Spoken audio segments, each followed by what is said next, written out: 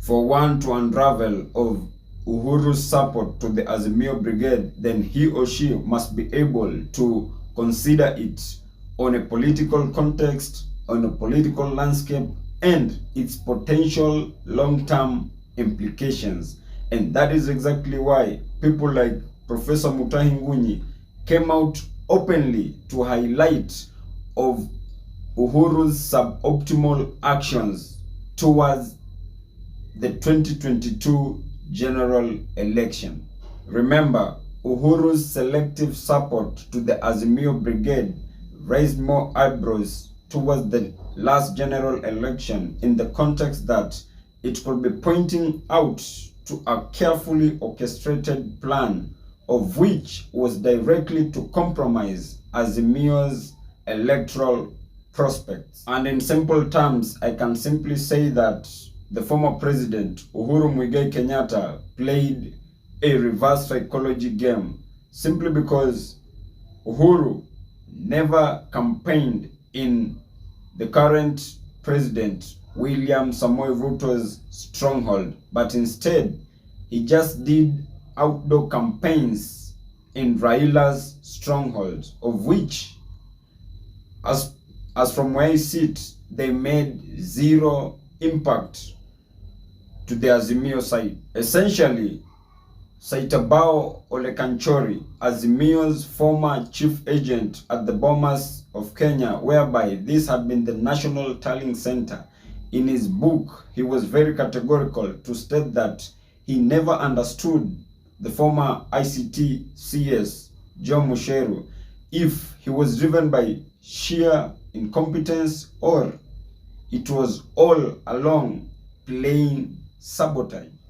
And what does this statement mean in simple terms? It simply means that if at all Uhuru fixed the Right Honorable Raila Amolo Odinga, then my dear brother and sister, I kid you not, this seemed to be a well-calculated move in the context that it was well choreographed right from high-ranking officials down to the grassroots level officials. And that is exactly why at some point we all heard that the Azimio side had no agents in some polling stations.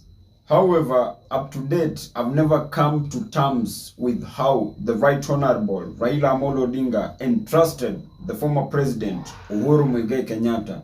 Remember, back in 2013, Uhuru and Ruto campaigned with the ideology of Yangu Kumi and Yake Kumi.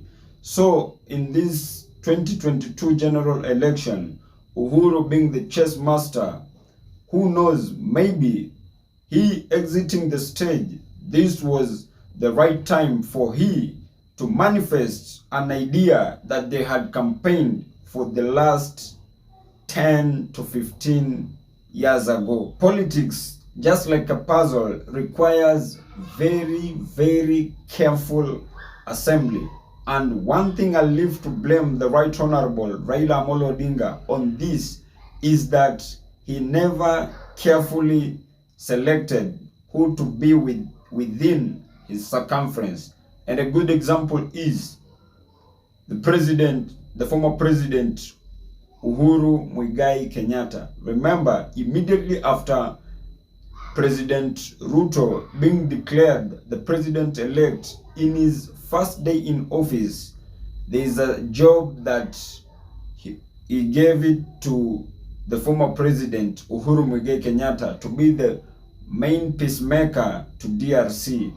And what does that signify to you? Maybe the two were one and the same thing. Another good example is on Saitabao Olekanchori, Azimio's chief agent in the last general election. Remember, immediately after Ruto being declared the president, Saitabao Olekanchori went ahead to write a book outlining all the weaknesses that Raila had incurred. What does that tell you? Some of Raila's close allies maybe were moles to the other camp of UDA. Because honestly, why would you write a book when your most preferred candidate is still grieving in pain after the loss?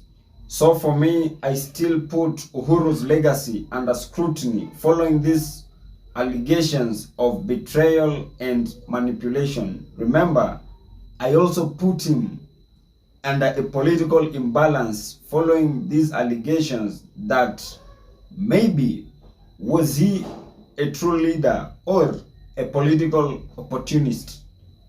Being in the Kenya's political chessboard requires very, very critical thinking. Like for example, how will one convince the Right Honorable Raila Amolo Odinga to drop Tim Wanyonyi and field Polycarp Igathe as the best preferred candidate to fight who was the then closest rival, Governor Sakaja, of which, to me, that was already Azimio's worst miscalculation ever.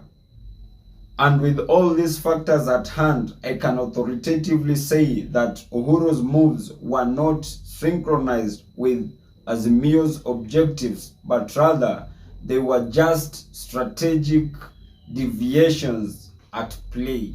So, the Right Honorable Raila Amolo Odinga should just bear the consequences of his actions and choose to live up to the reality that the former president, Uhuru Kenyatta, was never a true friend, but rather a political conman.